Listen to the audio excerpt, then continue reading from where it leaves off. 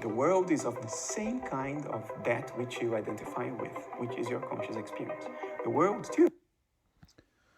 The world is the same as that which.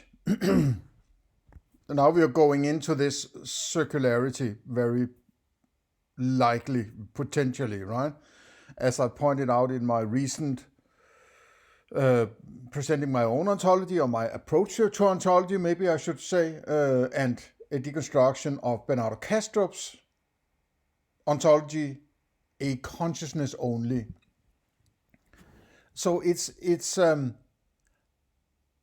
you need consciousness then, according to him, in order to make the philosophy that gets to the point where everything is consciousness.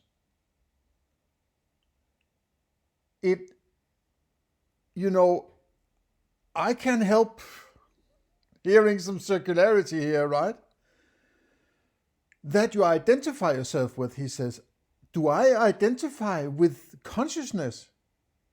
I don't even experience consciousness. I could say that I have experiences, phenomena like colors and sounds and elephants and emotions and feelings and desires and whatever. But are those consciousness? Isn't consciousness just a word you are using to encompass all phenomena? So I don't identify with a synthetic term called consciousness that somebody has conjured up in order to refer to all phenomena. It's impossible. It's all synthetic then, right? You are starting with an abstraction or a synthetic idea that is the base of everything. Now, I, for one, am not buying that, right? How do you get to that idea of consciousness, right? You need consciousness then, according to your own standard, because you need some phenomena in order to have any ideas of anything, I would think, right? If you don't have any phenomena, you wouldn't be talking about consciousness, because consciousness apparently is that which encompasses all phenomena. So you need phenomena or abstractions from phenomena, maybe synthetic abstractions, which are also some kind of abstraction, right? In order to come up with the idea of consciousness. So you need consciousness in order to talk about consciousness then, right? It's circular. The whole approach from the starting point is circular. Is made of conscious experience, not your conscious experience. There is conscious experience out there in other people and in nature at large, but it's okay, nature at large. So everything is nature then. You're just a subset of nature. But if you're starting with some kind of consciousness, then where's the starting point then, right? That's why you need to have a fucking good ontology, because the ontology basically tells you where's the starting point of your thinking, because your thinking must come before that which you claim to have insight into using some kind of thinking. Nothing is given to you, right? That's why you're doing philosophy. It's all in order to scrutinize everything that you believe to be given or settled or understood or known or whatever term you're using, right? So why do it if you're not scrutinizing everything? Well, then you have to make sure you're not using some kind of weird, abstract, circular argument for understanding. The understanding has to be settled in that which enable you to have understanding somehow, right? You can't separate them. Otherwise, you are manipulating yourself into living, very likely at least, to be living in your abstractions rather than your direct experience. I see it as an inherent problem in people philosophizing is usually, as quick as possible, they want to jump into their abstractions. As I'm pointing out in my ontology, I have three categories, three sort of main categories. The two first are very, very clear-cut and settled, in my opinion. The third category is sort of possible several categories that are sort of lumped into one, but that third category is dependent on the first two categories. So at the starting point, this is sufficient to get a grasp of where I'm coming from in my ontology, right? That the first category to me, what I call category A, are qualia. It is colors, sound, taste, feel, color, sound, smell, touch, and taste, right? Color, sound, smell, touch, and taste. CSSTT, right? You need them in order to have elephant, for instance, right? Because elephant is then a cognition among these qualia. Without the qualia, there would be no cognitions, right? In my standard, right? So you are having the idea of elephant or the cognition, the concept of elephant, because there are particular qualia. That doesn't have to be elephant necessarily, right? I can't tell you. But it seems that whenever I'm cognizing, there's always some qualia.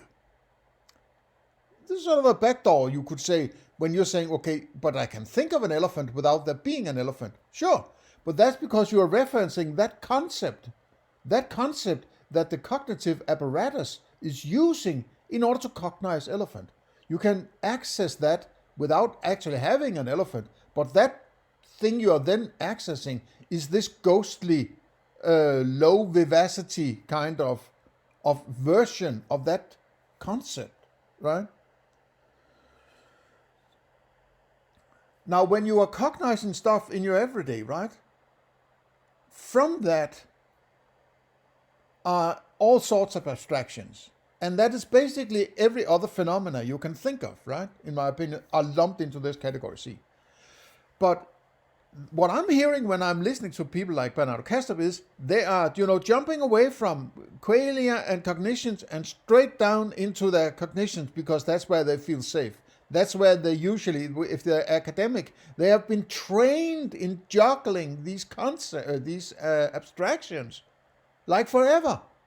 That's their game. So they're jumping into these abstractions, and if you're staying down there with your philosophy, and in particular your ontology, you're never going to make a good ontology, in my opinion. Because you're just going to, I have this abstraction. Well, I'm going to define this abstraction from some other abstractions. Well, how do I define these abstractions? Well, I'm going to use some other abstractions here over, and then it's abstractions based on abstractions based on abstractions, and so on, right? And that's one of the reasons why scientific reduction doesn't work, because it's all based on abstractions, right?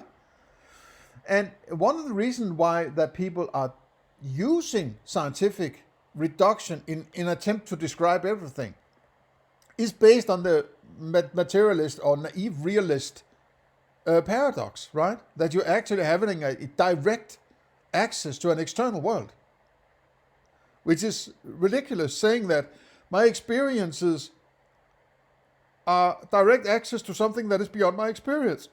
How the hell does that work, right? It doesn't. Okay.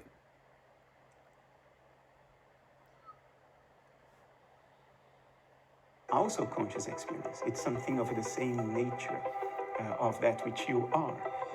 Well, you just called everything nature, then it must be of the same nature. Well, that's a tautology. So it's again nature. What is that? Well, that needs a definition, right? So his approach to an ontology is, I already have an ontology, a meta-ontology of some kind, that I need to describe that ontology, right? That's why it takes him 145 pages just to elaborate on it in that recent, or that book of his, A Consciousness-Only Ontology. It's because he has already settled idea of what it is supposed to be, and he's just trying to describe it, grabbing onto whatever abstraction he can find in order to make it sound plausible, right? Welcome on the Essentia Foundation's channel, the place on YouTube where we want to share the latest scientific insights that point to the metaphysics of analytic. Okay, well that's stupid then, right? Because you need ontology, potentially metaphysics, or at least try to take a stab at it and explain your stance, right? You need epistemology and a definition of knowledge, and you would possibly also need something I would call objectivity, right? And then you would need a scientific method, and you need, maybe philosophy of science and so on, in order to do science. But then you can't use that in order to establish metaphysics or ontology or whatever you want to call it, because you needed that in order to do the science. What's the matter with you people, man? It's a humongous circular argument. It's fucking deranged. Hansiman, right? Hans Gruber. No, not Hans Gruber. What's his name? This Hans Bustra.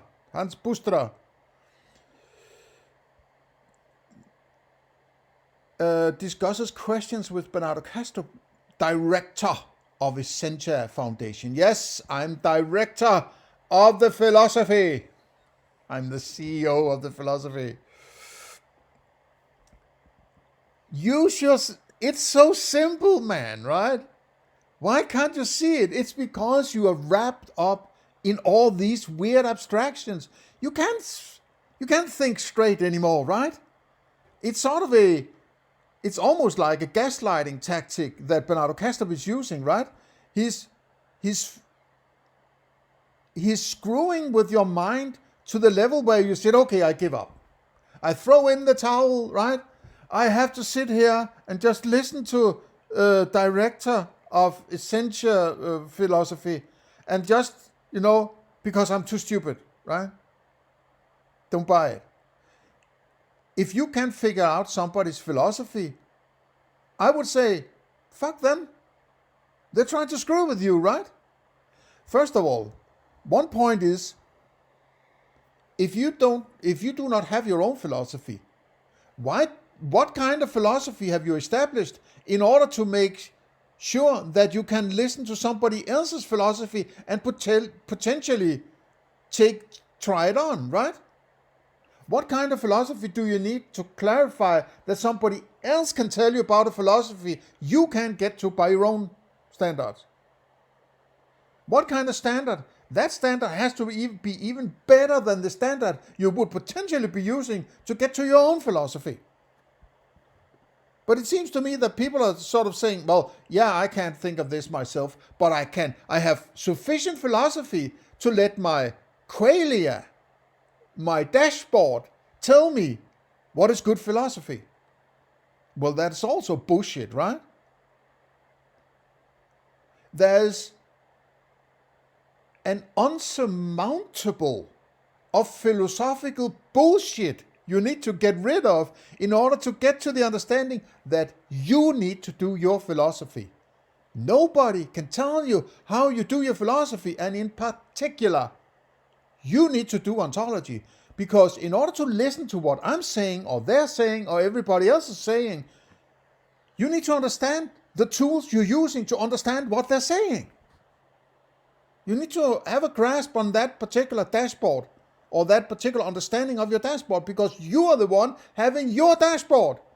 The idea that there's somebody else having dashboards and creating philosophies is also a part of your dashboard, or at least it's some kind of abstraction from your dashboard. So you need to do your ontology, right? Nobody else can do it. And if you're just taking on somebody else's philosophy without any kind of understanding that you need to be able to scrutinize that, therefore you need your own philosophy, right? Otherwise you're just being led by the Pied Piper of philosophy, right? Oh.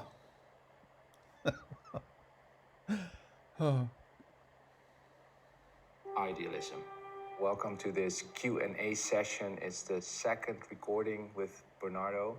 I think we did one about a month ago now. About that.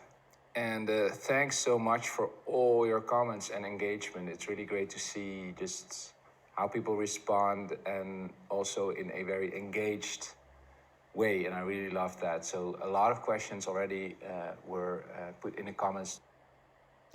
I really love that. Okay, so your sense, your feelings are very important here. It's just, why is that? Why is that? Interesting for me that you are loving it. Maybe you're trying to show virtue by showing appreciation, or attempt to extend the idea that you're showing appreciation. Okay, well, I do that too, right? And it might come off as slightly pretentious, maybe, right?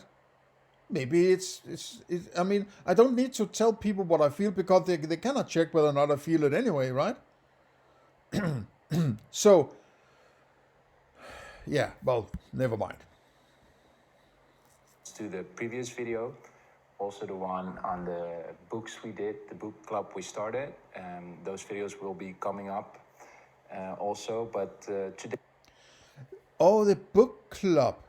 I'm reminded that there is a, which I, ventured into for a short while in order to check out what is going on, right? A book club that, and this might be a different book club, well, who knows, right? Who cares? Where they discuss Bernardo's books.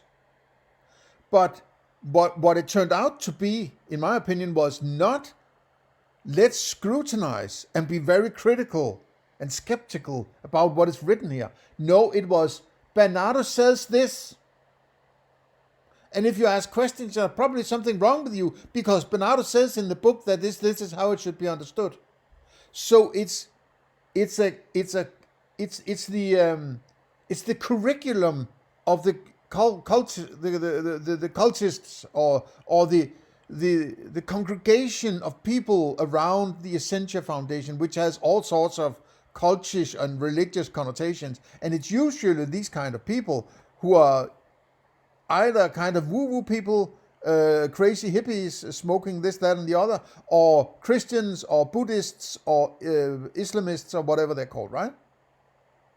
It's all these kinds of people who have been inflicted themselves, or been inflicted by somebody else with some kind of woo-woo shit, right? Who sort of gravitate towards this. And then they tell, hey, you should read these 10 books in order to become a good little member of the cult, right? I would never dream of telling people what to read.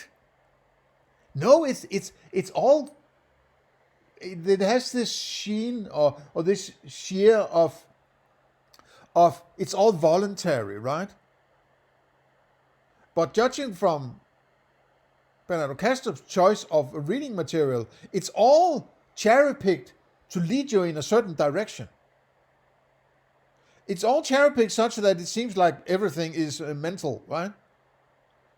There's no criticism. There's no David Hume, for instance, right? Of course not, right? There's no criticism of the system, so to say, right? The worldview to rule all other worldviews, right? I'm reminded that this is 20-year anniversary since the release of the Lord of the Rings, the third Lord of the Rings movie, The Return of the King. And I've set myself to rewatch the trilogy in the Christmas period here, right? In my home cinema. And it's the ring to rule all. You can use the ring metaphor in many, many ways, right? As it's, the ring has no end. The ring and the circle is an old symbol, there's the sun and the moon and, eternity, who knows what, right? The circle is possibly the oldest symbol there is, right? And it's one way to interpret is that the ring is a symbol of the belief in power, right? If you have the ring, not only do you have the ring, but those people who believe in the ring having power believe that you now have the power. of that ring. So it doesn't really matter what the ring is made of, and so on and so on and so on, as long as those you rule believe that you now have the power to rule, and you are okay to rule people because you have the ring. It's also a symbol of circularity, right? Because there is no argument there. It's a lack of argument. It's, I have power. Why do you have power? I have the ring. Okay, so you have the ring, therefore you have power. It's circular, right? It's a reminding of there is no argument, but there's pure belief in when people have that ring, they are in their right to exude power over you, right? And I don't think it's a Freudian slip, right? I think it's a let's look for a word there. It's a poor choice. It's a poor appeal to a humoristic a reference to the one ring, right? To rule them all. The new worldview to explain it all. I think it's a poor choice of reference to something that is basically pure evil, right? But the evil is not in the ring. The evil is in you believing that the ring has this power, and those who are carrying the ring are justified in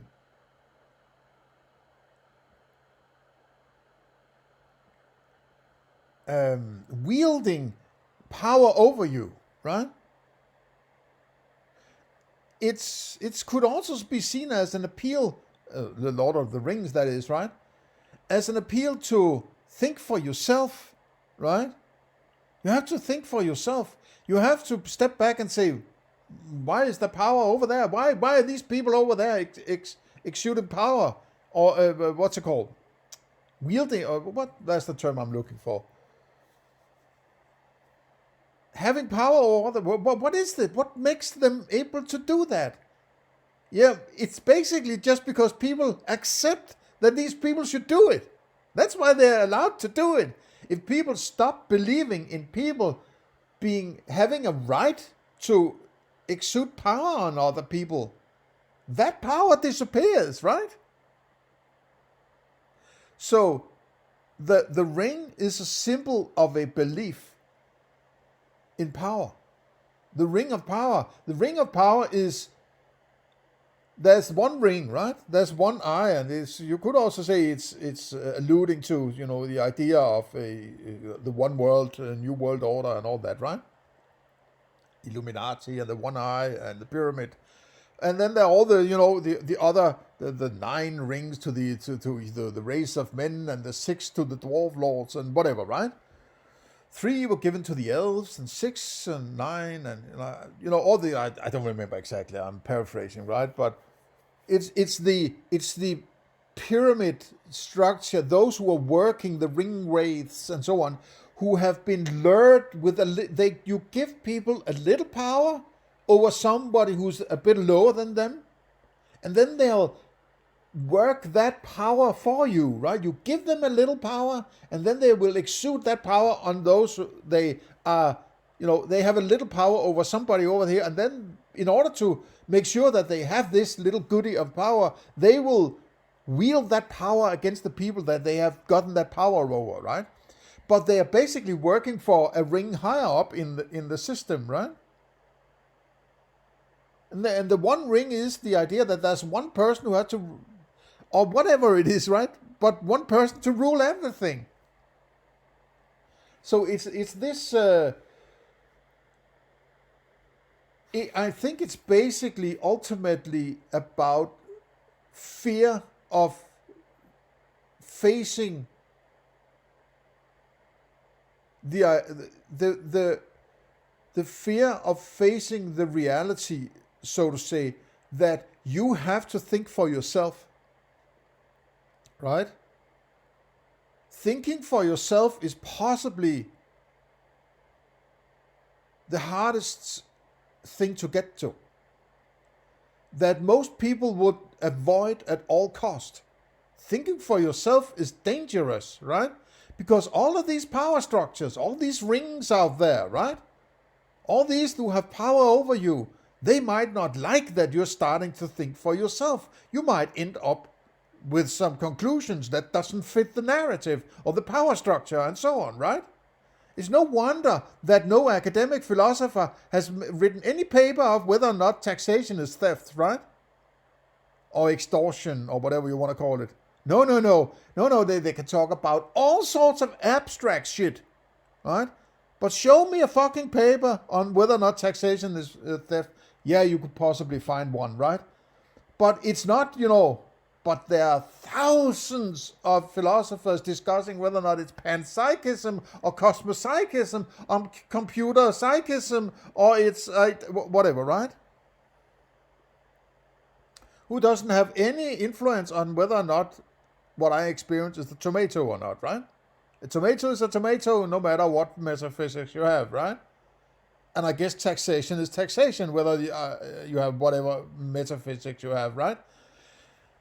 So it's thinking for yourself is dangerous, because if you are actually thinking for yourself, there must be a need to think for yourself. It's because people are generally not thinking for themselves. And if they're in a power structure, it might be because they're not thinking for themselves, right? So if you start to think for yourself, you're sort of wiggling your way out of or poking at a power structure. And those who are working in that power structure will fucking defend their position with their life. And they won't hesitate getting you fucking killed if you start to think for yourself. At first you will be ostracized, but ultimately they will kill you, right?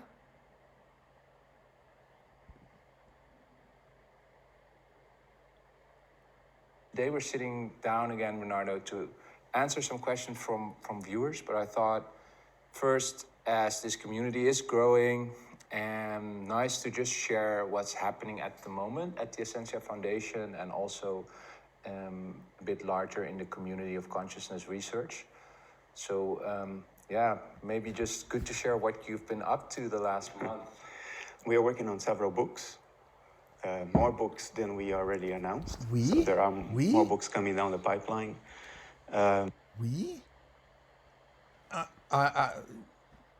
What are those? Because what the books I have seen are all books that have one author, which is Bernardokastrup. So is he considering it a we now? Is it him and his mind daddy? Right? Him and his mind daddy has become a little just like the royalty who says we, the Queen Lizzie, she's dead now, right? But we are not pleased, right? Like me and God, right? Oh, man. Why don't you take responsibility for your writing by saying, I am writing this book, right? What is this, man, right? As I mean, we. So now it's whenever he wants to say this is me, but he can also say this is we, because there is this foundation, this fluffy sort of idea of a collective that is all of a sudden writing books, right? Apparently, it's. I mean, can more than one people actually write a book, right? They can maybe take turns on writing the book, right? But when you think of it, only one person at a time can write a fucking book, right? How would it work if two or more individuals are writing a book at the same time? How would that work? How do you do that? And if it can't be done, what does he actually mean when he says we? What is this we?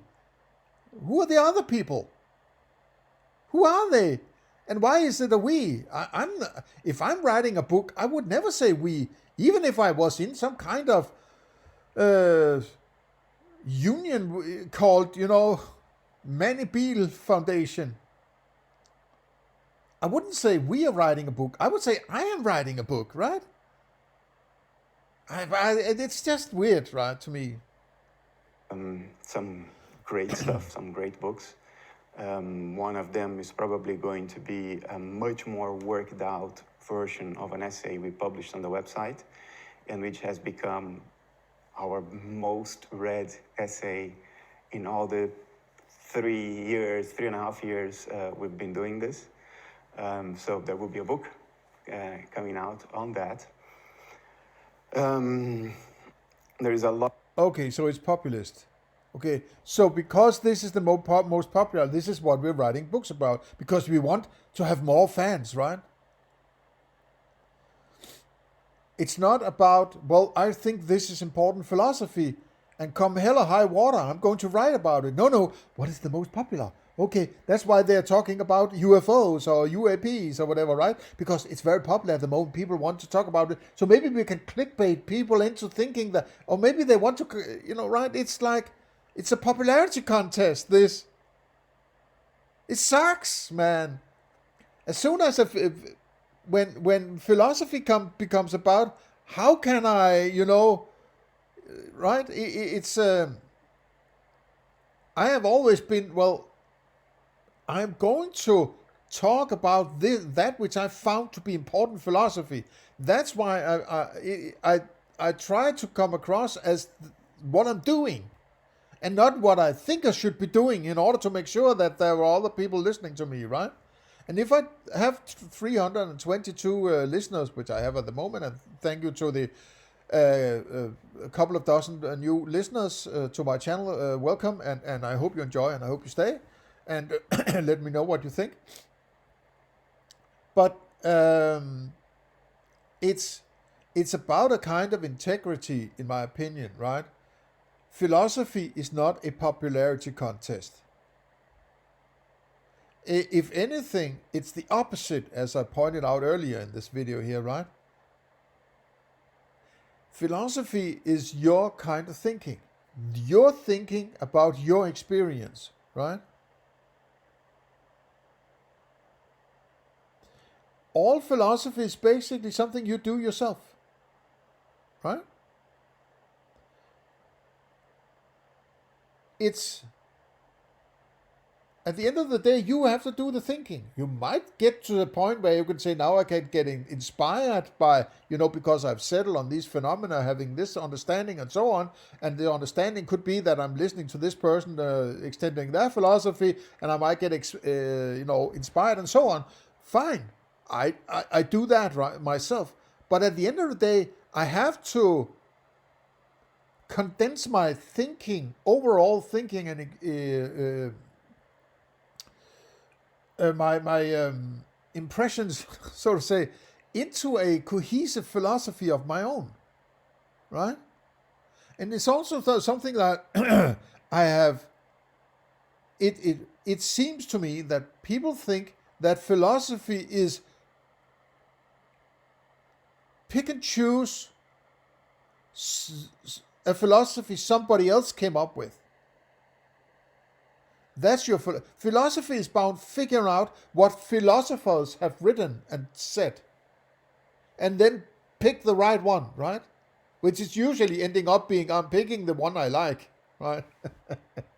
Obviously, of course. Rather than realizing, well, philosophy is my thinking. Because when I read and listen to philosophy, that is actually not philosophy. That is a representation. When I'm talking to you here, I'm not giving you my philosophy because I can't. Because philosophy is a kind of thinking. I can't hand over my thinking, right? I can only express it. But that expression becomes a qualia, potentially, if you're out there, right?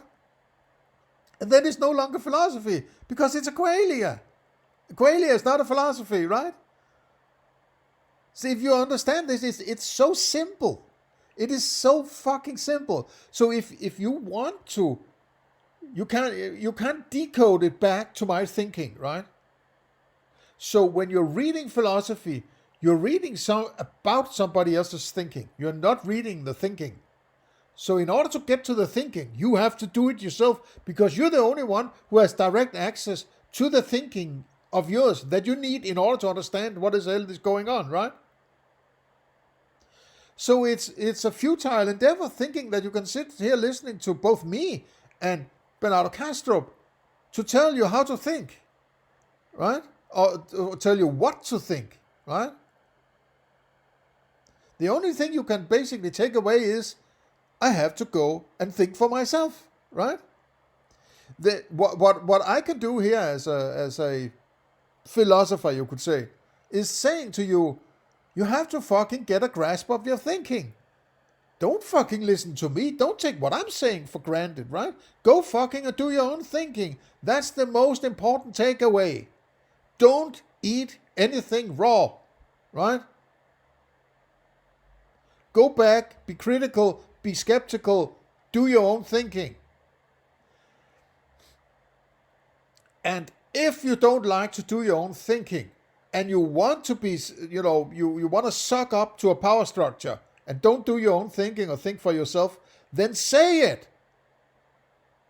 Don't pretend to be a philosopher who's bowing down and crouching down to a power structure and then coming up with some bullshit sophistry in order to cushion you away from realizing that you're just sucking the dick of power, right? Whatever that power structure may be, mommy and daddy, or, the government, or the priests, or whoever, right?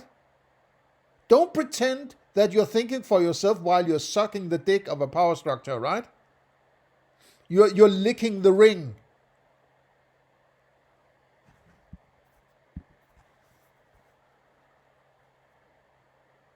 A lot of work happening in the background with academic collaborations. The academic club. Yes, we are the academic. All you need to know, little fucking peasant, is, right? We have been talking to some academics. They have government papers, right? So you don't need to understand who they are, what they're doing. All you need to know is the magic word academia, right? Academia is the, everything is solved. It's because they are academics, right? Stupid little asshole. It's a magic word is being used here, academia. So shut the fuck up and listen, right? Institutes maybe sponsoring some positions for them or opening some positions with us, but largely for research. Oh, so it's a elitist club, right? It's not an argument. So one of the points of Tolkien's Lord of the Rings is that the solution may come from the most unlikely place, right? It might be the little hobbit, the little, seemingly unimportant people living in a little village somewhere, where somebody might have come up with an argument that may solve all the problems, right? What he's doing is saying, no, I know all these people who have been licking the ring for years, and some of them have probably turned into ring wraiths, right? They have been licking the ring, so they are great people, right? Research as well in the areas of neuroscience of consciousness and foundations of physics. So lots going on in there as well. Hopefully there will be something very nice to announce in the coming couple of months. Yeah, you mentioned an article sort of going viral. I mean, viral in our scene is very niche, but still it was a very popular article published about entropy. Entropy is in the eye of the beholder was its title. So nice if you can briefly unpack sort of the core idea. Entropy is in the eye of the beholder? I don't want to be premature, but it's interesting. I actually have a fairly good understanding what is meant by entropy, right? Entropy is, in my opinion, an understanding of how energy, which is in itself an abstraction. You can't measure energy. You can't see energy. You can't experience energy. It's an abstraction, just like matter is an abstraction, right? But the idea is that in your experience, your three-dimensional experience, your dashboard or whatever you want to call it, right? Your qualia, cognition, everything, that this energy is that which enables work to be done, so to say, right? If I push a rock, I need energy in order to exude that work to push that rock 10 meters that direction, right? If I didn't have energy, I wouldn't be pushing any rock. I wouldn't probably sit here and talk to you, right? So the idea of energy is in itself an abstraction, but the idea is that the energy is dispersed in this spatial structure, so that if you go over here, there might be more energy, and over here there might be less energy. And where there's more energy, that can exude work to push things around, so to say, so that the energy is, you can take from a higher concentration of energy and use work to push things where there's less energy. Right? It's a way to see it, right? But at the end of the day, all this energy that moves around, at some point it will even out so that there's the same energy no matter where you look in the universe, right? That is the heat death, I think it's called, of the universe. That when everything is all energy is even out, so there's the same energy everywhere. There's no work that can be done, right? Because there is no extra energy over here to push something to where there's less energy, so to say, right? Because there's the same energy everywhere, right? And then everything, the galaxies and humans and whatever, stars and whatever shit, right?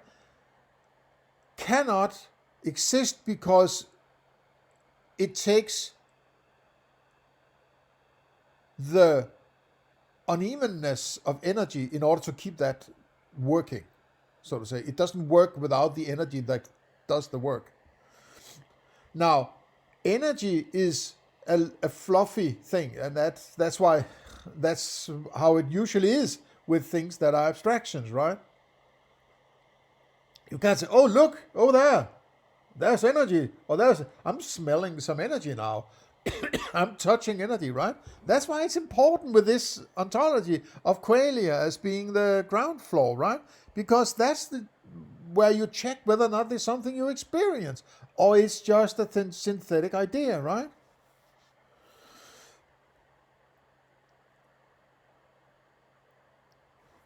When your existence is basically my existence, I should say, right? Is my body, so to say. One way to see it is that it encompasses some higher energy and keeps some lower energy area out, right?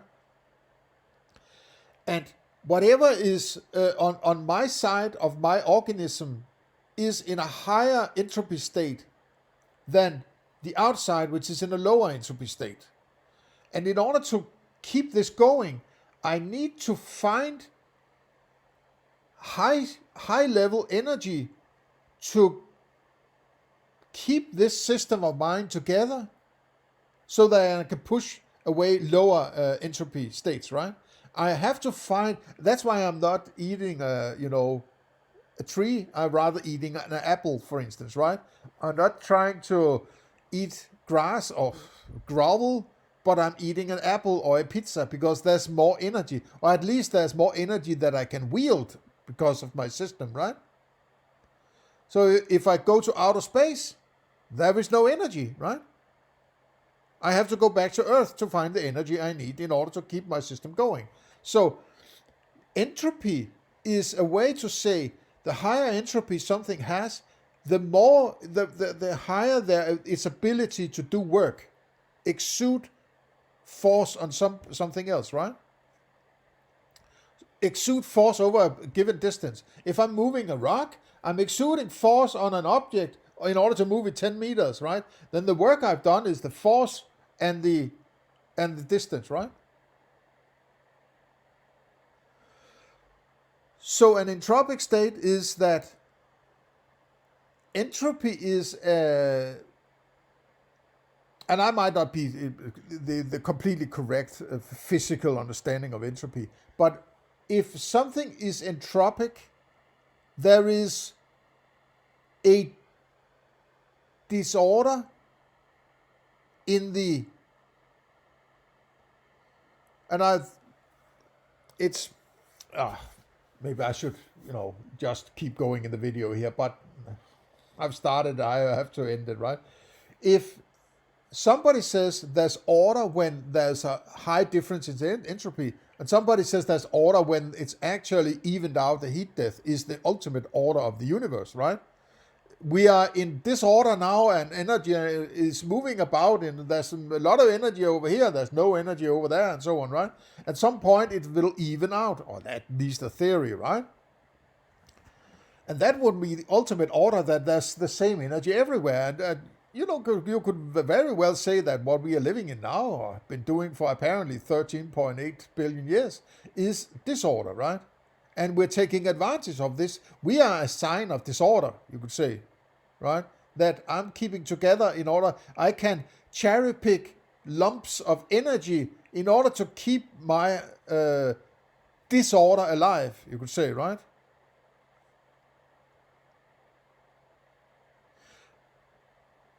And there's a point in what he's saying here. I'm not completely sure what they actually mean, because I haven't divulged this video completely yet, but I'm doing it sort of step by step here, right? When the understanding of what entropy is sort of in the beholder, because it's an abstraction. It's a synthetic idea, just like matter, right? So you can't experience entropy.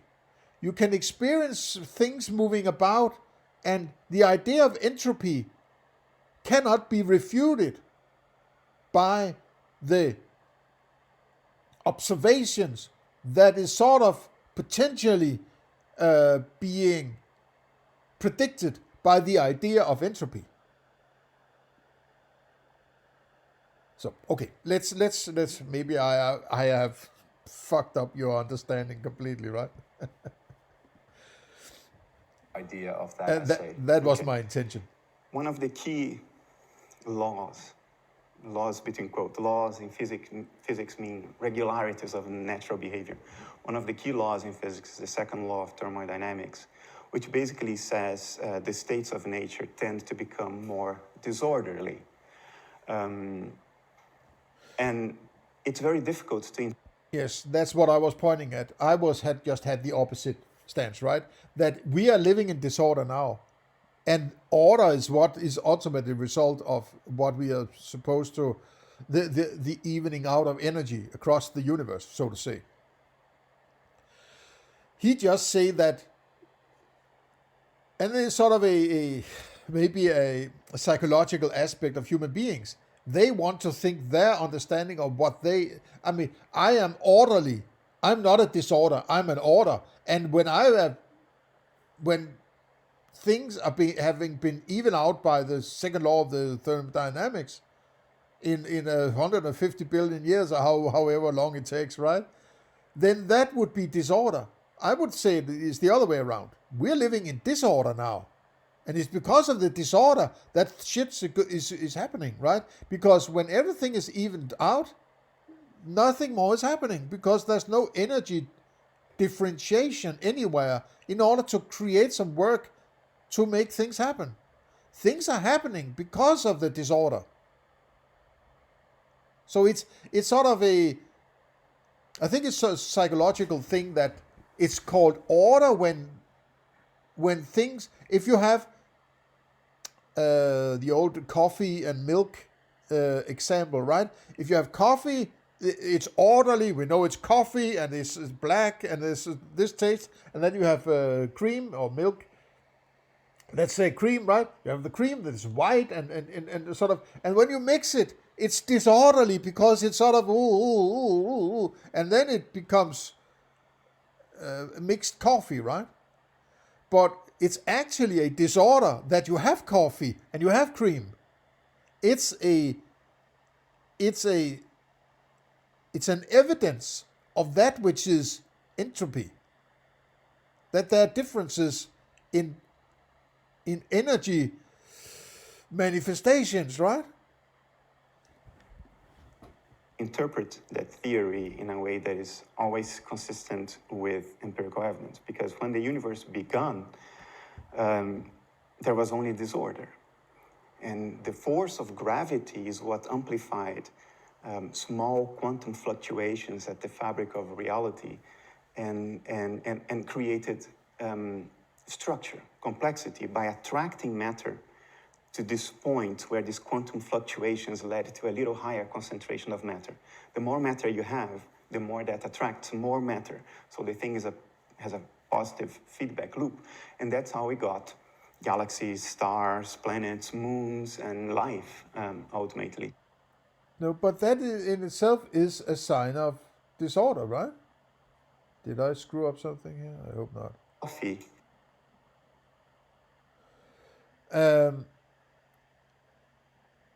The whole idea of the Big Bang is a fine theory. I'm okay with that, right?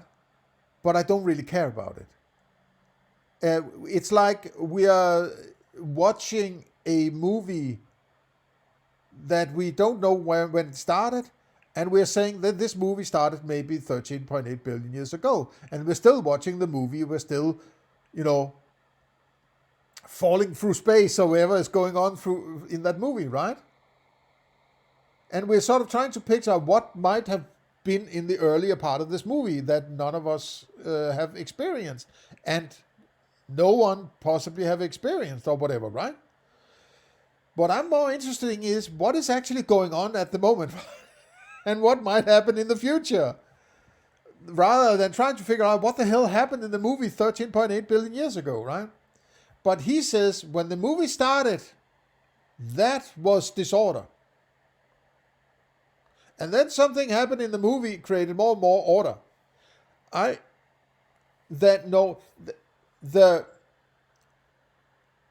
end of this, the second law is actually something that looks towards future states, right? It doesn't really care about past states, though it might be based on ideas of a past state of things. But the ultimate state is that everything is the same temperature, everything has the same energy everywhere, and so on, right? And there is no anywhere or everywhere. There is no where and when and how and so on. Everything dissolves into just one unitary thing, right? Or at least that's the idea, based on the evening out of energy. Because energy cannot apparently help trying to move about, right? Even I have to, in order to keep me alive, I have to take advantage of finding something that has more energy, right? Then if I go to outer space, I can't find any energy. So I have to be here on the surface of Earth to stay alive, right? And and that's why taxation is a great idea, because at least for those who don't want to work for finding energy, they can say, well, you have some energy over there. Give me some energy.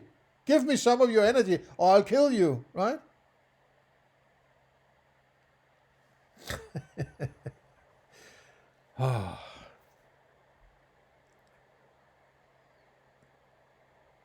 As to unify them and exclude the molecules of milk, they will be completely separate, just by defining the boundary in a different way. And who defines the boundary? Well, we define the boundary based on the information we have access to.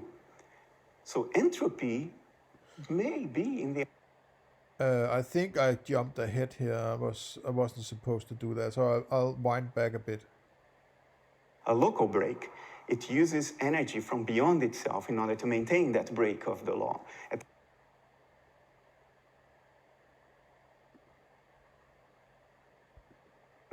structure, complexity, by attracting matter to this point where these quantum fluctuations led to a little higher concentration of matter. The more matter you have, the more that attracts more matter. So the thing has a positive feedback loop. And that's how we got galaxies, stars, planets, moons, and life, ultimately. So the early history of the universe was the history of decreasing entropy.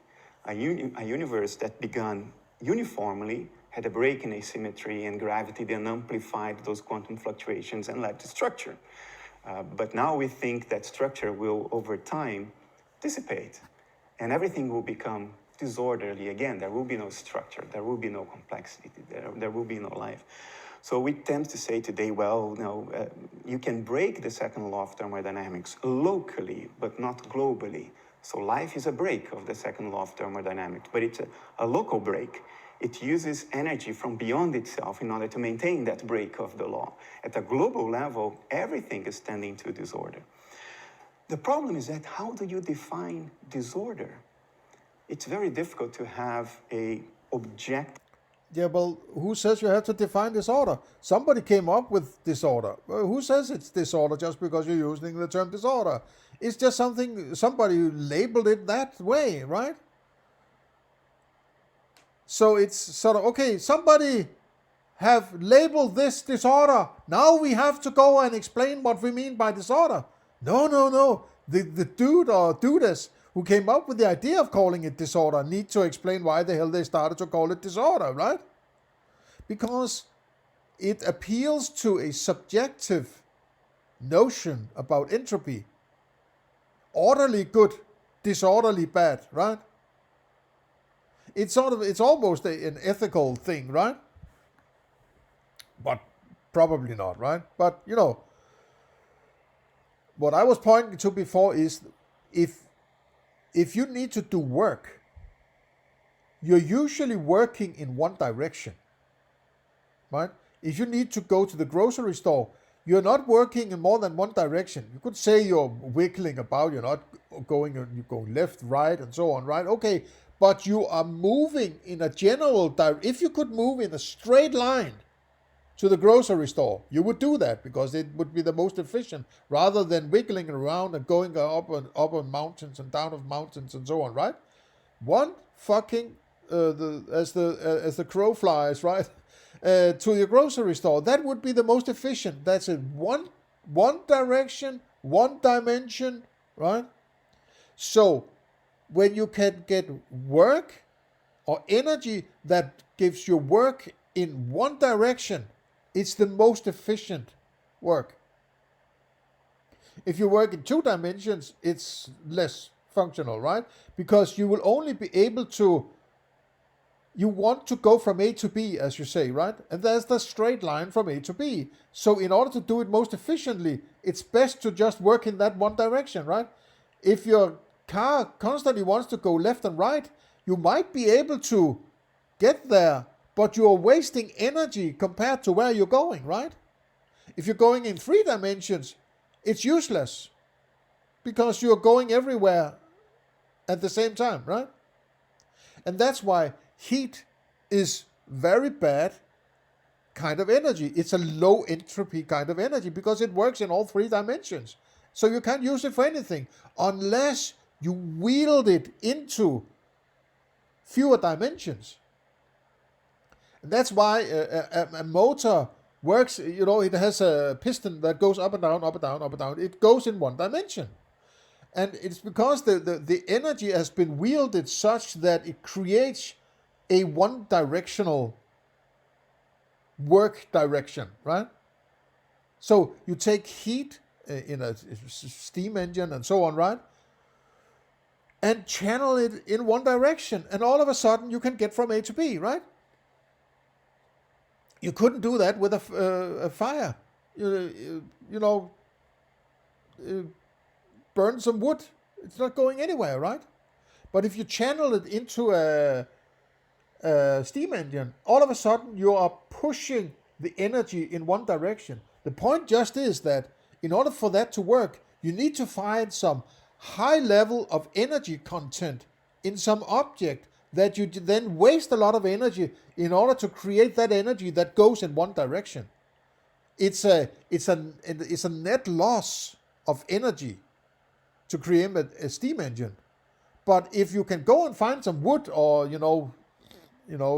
uranium that is of a high concentration of energy, the energy you need to use in order to get that uranium or steam engine is less than the amount of energy you wield by using that concentrated amount of energy to create a motion from A to B, right?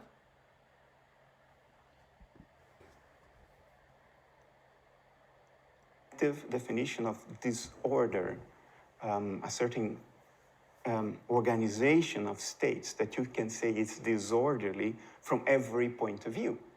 Like we say, if you mix coffee and milk, they will mix in such a way that you can't unmix.